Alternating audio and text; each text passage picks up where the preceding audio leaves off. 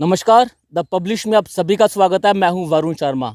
केंद्र में बैठी मोदी सरकार ने जब देश में अपना कामकाज संभाला था तो उन्होंने ये साफ कर दिया था कि ये सरकार गरीबों के साथ साथ किसानों की सरकार होगी।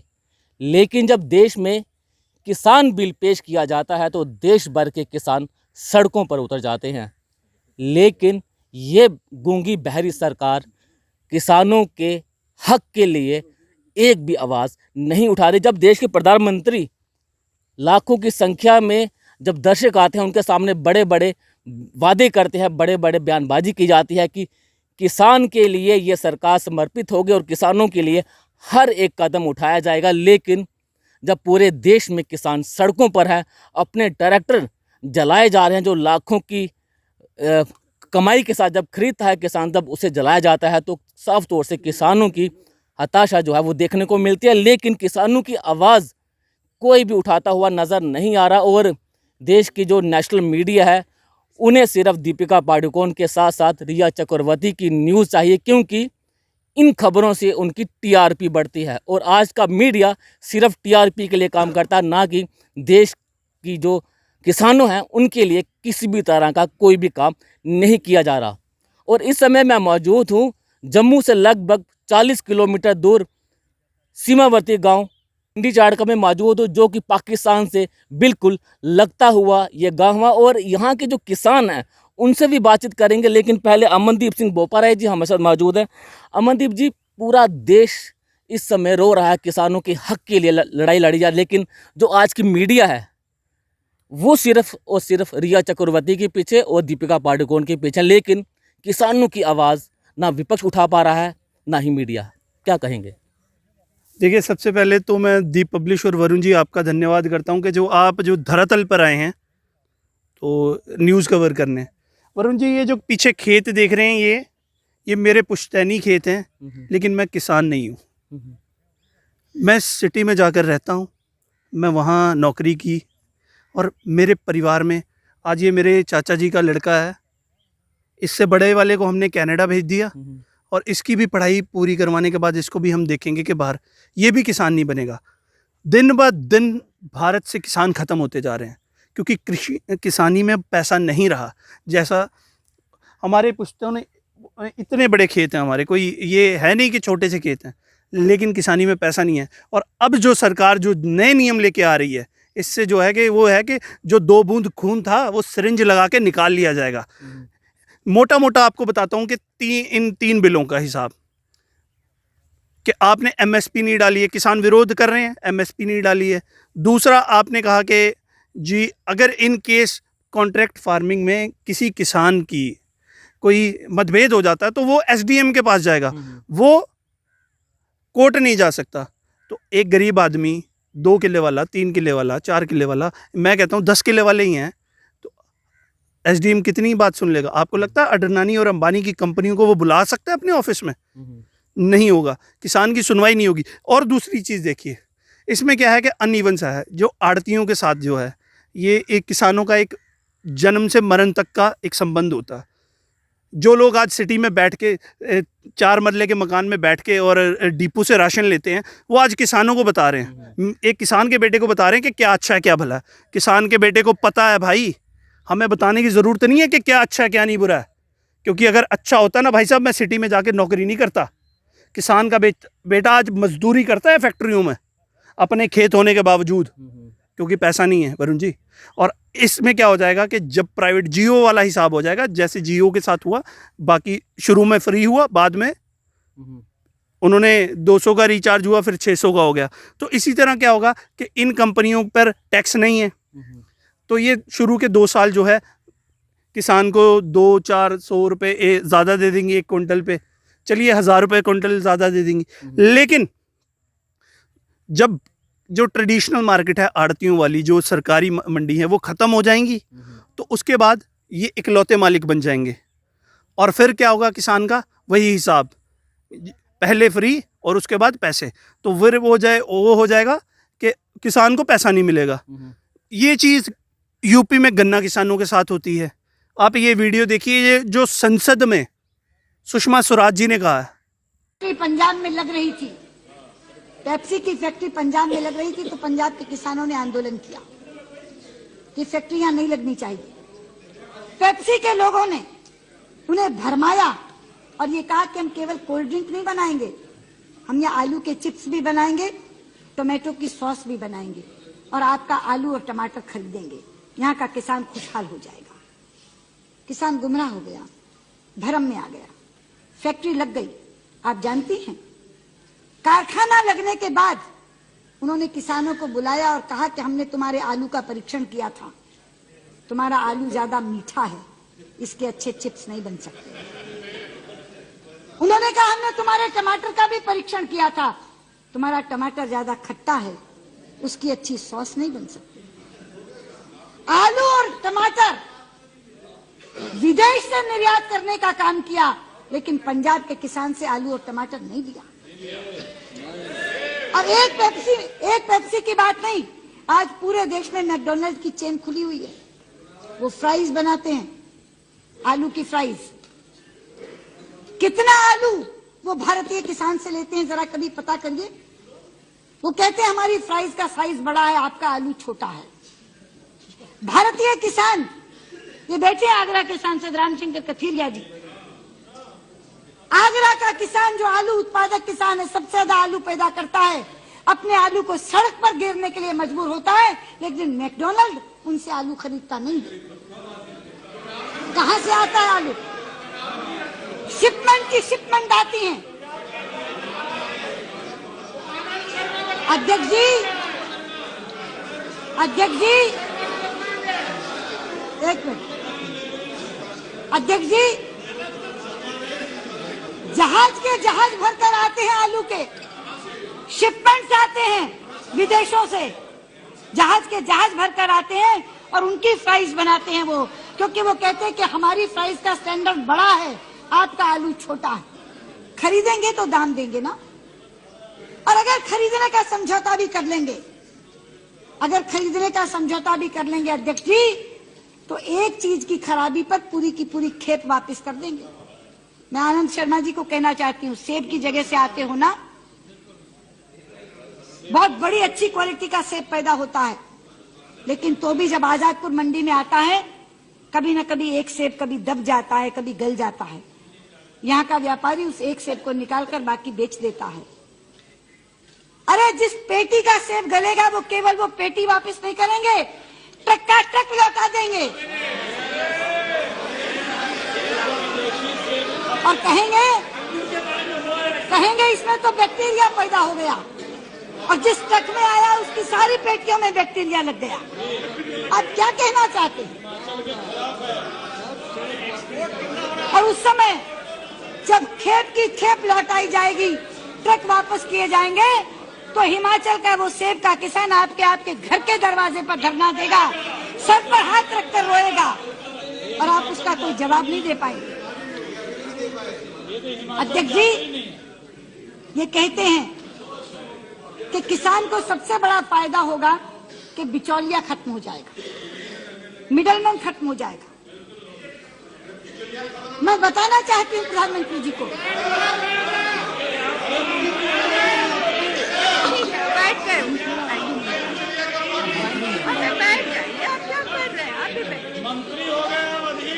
अध्यक्ष जी, आपको मंत्री हो गए, कैसे मंत्री होकर बर्ताव कर रहे हैं? मैं बताना चाहती हूँ आपको, ये जो बिचौलिए की बात करते हैं कि बिचौलिया खत्म हो जाएगा, आज भी हिंदुस्तान में एक क्षेत्र ऐसा है जहाँ किसान और मिल मालिक के बीच में कोई बिचौलिया नहीं है, और वो है शुगर मिल का क्षेत्र, चीनी मिल का क्षेत्र। कोई बिचौलिया नहीं है। चीनी मिल मालिक, चीनी मिल के प्रबंधक और किसानों के बीच में सीधा अनुबंध होता है, बॉन्डेड होता है गन्ना, अनुबंधित होता है गन्ना। वो चीनी की मिल के मालिक के कहने पर गन्ना बोते हैं और वो गन्ना उन्हीं शुगर मिल्स को दिया जाता है। लेकिन कितनी बार ऐसा हुआ है अध्यक्ष जी, कितनी बार होता है कि अनुबंध के बाद भी चीनी मिल मालिक गन्ना लेने से मना कर देते हैं, कह देते हैं इससे ज्यादा हम पीड़ नहीं सकते, और अगर पीड़ नहीं सकते तो आप लाइए भी मत। या लाया हुआ लौटा देते हैं, और जहां ले लेते हैं वहां उनका कर्मचारी एक पुर्जा दे देता है कागज का, वो पर्ची लिए मारा मारा भागता है। ये बैठे हैं अजीत सिंह जी। अब मैं आप ये वीडियो देखने के बाद आप बताइए कि जब ये नेता विपक्ष में होते हैं तो ये बिल इनको किसान विरोधी लगते हैं, लेकिन सत्ता में जाते ही ये किसानों के पक्ष में कैसे हो जाते हैं? यही बात मैं करना चाहता हूँ। जब केंद्र में यूपी की सरकार थी तो भाजपा विरोध करती थी कि ये किसान विरोधी सरकार है, तब किसानों ने इनको वोट नहीं दिया और केंद्र में एनडीए की सरकार आ गई। लेकिन जब संसद में इस तरह का बिल पेश किए जाते हैं, जब पूरा देश का किसान आज अपनी सड़कों पर है, अपने कीमती सामान जला रहा है, अपने ट्रैक्टर जला रहा है, तो यही लोग कह रहे हैं कि ये जो किसान विरोध कर रहे हैं, ये कांग्रेस समर्थन वाले जो किसान हैं, वो कितना शर्मनाक बयान आप इसे समझते हैं कि किसानों को कहा जा रहा है कि ये कांग्रेस के समर्थन वाले जो हैं लोग हैं। देखिए, ये वीडियो में आपने देखा सुषमा स्वराज जी इसका विरोध कर रही हैं। ये चीज़ यूपी में गन्ना किसानों के साथ होती है। गन्ना किसानों के साथ मिल वाले डायरेक्ट कांटेक्ट करते हैं, और जब ये सीज़न आ जाता है तो वो कहते हैं कि हमारे पास पैसे नहीं है, कम रेट में देनी है तो दे दो, तो किसान को कम रेट में देनी पड़ती है। कई बार तो ऐसा होता है किसान का गन्ना सड़ जाता है खेत में, लेकिन उसको लेने वाला नहीं होता। तो ये चीज़ें जो है ट्रेडिशनल मार्केट में क्या है, वो 100 रुपये कम ले लेगा, 200 रुपये कम ले लेगा, क्योंकि जन्म और मरण का संबंध है। अगर सरकार किसानों का भला चाहती है तो वो एमएसपी की मेक श्योर करे कि यहाँ पर सिर्फ 6 से 7% जो है फसल वो एमएसपी पे जाती है। तो इंश्योर क्यों नहीं किया जाता कि एमएसपी पे बिक रही है किसान की फसल? ये सरकार को करना चाहिए। सरकार इस समय क्या कर रही है, उद्योगपतियों को, जिनसे उसको चंदा मिलता है, क्योंकि विपक्ष को चंदा नहीं मिलता है। और जो लोग कह रहे हैं कि ये ट्रैक्टर जो हैं किसान जला रहे हैं या वो जला रहे हैं, ये कांग्रेसी हैं, तो भाई साहब वो ट्रैक्टर अंबानी और टाटा के लिए छोड़ दें। जब किसान को बताया कि वो ख़त्म हो जाएगा तो वो ट्रैक्टर का क्या करेगा? आप तो बात कर रहे हैं अपने 2 मरले के मकान में बैठ के, आप उसको दे रहे हैं जो पूरे देश को सदियों से खाना खिला रहा है। किसान कोई 70 साल से किसानी नहीं कर रहा है, या 2014 के बाद किसानी नहीं करने आया। मीडिया को 4th पिलर ऑफ डेमोक्रेसी माना जाता है, लेकिन आज का मीडिया कहीं और बिजी है, ना कि किसान की हक की आवाज़ कोई भी मीडिया नहीं उठा रहा। नेशनल मीडिया की मैं बात करूँ, मैं लोकल मीडिया की बात नहीं कर रहा। नेशनल मीडिया आजकल व्यस्त है रिया चक्रवर्ती और पॉडिकॉन के चक्करों में। आपको पता है, जब ये पत्रकार जो अपने देश के सबसे बड़े पत्रकार मानते हैं, जब वो इस तरह के मुद्दे नहीं उठाते, तो कहीं ना कहीं लगता है कि मीडिया ही एक ऐसा लास्ट में बचता है कि जो केंद्र तक ये किसानों की आवाज़ पहुंचता है। लेकिन जब मीडिया ही किसानों की आवाज़ नहीं बन पाएगा तो फिर बड़ी शर्मनाक बात है देश के लिए। देखिए, आज मीडिया 2 धड़ों में बढ़ चुका है। अगर आपको किसी बिल के फ़ायदे देखने हैं तो उसमें सुधीर चौधरी आपको पूरा डिफाइन करके बता देगा, और आप रवीश कुमार का एनडीटीवी देख लीजिए तो आपको उसके बिल के नुकसान पता लग जाएंगे। इंडिपेंडेंट कोई नहीं है, ट्रांसपेरेंट कोई नहीं है, कोई बराबर की रिपोर्ट देकर। मीडिया का काम होता है जनता की आवाज़, जिस तरह आप मेरी आवाज़ सुन रहे हैं। अब क्या है कि मीडिया राय देता है, अपनी ओपिनियन देना शुरू कर देता है। मीडिया पर्सन की तरह अपनी राय देता है। हाँ, किसी ने किसी पार्टी के स्पोक्स पर्सन बन जाते हैं। आप देखिए कि मीडिया स्पोक्स पर्सन बना पड़ा है। मीडिया का ये काम नहीं है। मीडिया का काम है कि एक बिल आया उसके पॉइंट्स बता देगा, अब जनता डिसाइड करे कि वो सही है गलत है। लेकिन यहाँ पर क्या है, मीडिया के राय देता जाता है कि ये आपके पक्ष में है, ये आपके पक्ष में है, जो विरोध कर रहे हैं ये कांग्रेसी हैं। ये मीडिया का काम कर रहे हैं। देखिए, आप जी न्यूज़ देखें तो आपको बिल के फ़ायदे पता लग रहे हैं, एनडीटीवी देखें तो आपको बिल के नुकसान पता लग रहे हैं, लेकिन किसान को कहाँ पता लग रहा है? आप किसानों से बात करिए, ग्राउंड पे पता नहीं है किसी को कि बिल में है क्या। तो ये सरकार की भी नाकामी है कि आपने किसान नेताओं को पहले लाया क्यों नहीं, साथ में लाते बिठाते और उसके बाद बिल फाइनल करते ना। ऐसे ही लॉकडाउन में आगे ही जो है मंदी है, और आप इस तरह के जो है जन विरोधी, किसान विरोधी जो लेके आ रहे हैं, तो ये समझना पड़ेगा। ग्राउंड पर आकर देखना पड़ेगा आपको किसानों से। ग्राउंड में आके आपको देखना पड़ेगा। और आज किसान का बेटा किसान नहीं बनना चाहता, ये सबसे शर्मनाक बात है। आपका नाम क्या? तबलीन सिंह। तबलीन जी, आपके पिताजी क्या करते हैं? किसान ही है। किसान है जी। तो आप किसान बनना चाहते हैं? जिस तरह से आप देखते हैं कि आप क्या बनना चाहते हैं, आप किसान बनना चाहते हैं या फिर आपकी मंशा में कुछ और है? नहीं, मैं किसान नहीं बनना चाहता। क्यों? किसान इसलिए नहीं बनना चाहता क्योंकि हम भी देखते हैं, मैं एक बॉर्डर पे रहता हूँ, ये एक किसानों का गांव है। तो जब मैं यहाँ पे देखता हूँ कि जब भी ये सारे लोग यहाँ पे मजदूरी करते हैं और इनके रेट जो पड़ते हैं, जैसे कि अभी हमने जब ये धान की फसल बीजी थी तो 6500 पर एक किले का लेबर ने लिया था। तो ऊपर से उसके बाद हम मतलब कि जो आड़ती होते थे उनसे हमें थोड़ी कंसेशन मिल जाती थी। अब ये जो सरकार है इसने ये जो बिल पास कर दिया है ये तो किसानों के खिलाफ है और इसलिए हमें ये किसान बनना पसंद नहीं है अभी। तो बिल्कुल ये काफ़ी शर्मनाक बात है देश के लिए भी, जब किसान का बेटा ये कहता है कि मैं किसान नहीं बनूंगा, और किसानों को अन्न देवता भी कहा जाता है। और इस समय मैं बिल्कुल मौजूद हूँ पाकिस्तान से बिल्कुल सटे हुए गांव में, और बिल्कुल तस्वीरों में आपको ये दिखाना चाहूँगा कि यहाँ पर किसानों द्वारा खेती की जाती है, और पीछे आपको फेंसिंग दिखाई दे रही होगी, और बिल्कुल वहाँ से पाकिस्तान शुरू होता है, और बिल्कुल पाकिस्तान से नज़दीकी ये गाँव है। और यहाँ के गाँव से जब हमने बातचीत की, तो आइए यहाँ के जो गांव के जो निवासी हैं उनसे भी बातचीत करते हैं कि जो ये बिल पेश किया गया है क्या ये किसान विरोधी है या फिर क्या। सीधा किसानों से ही बात करते हैं।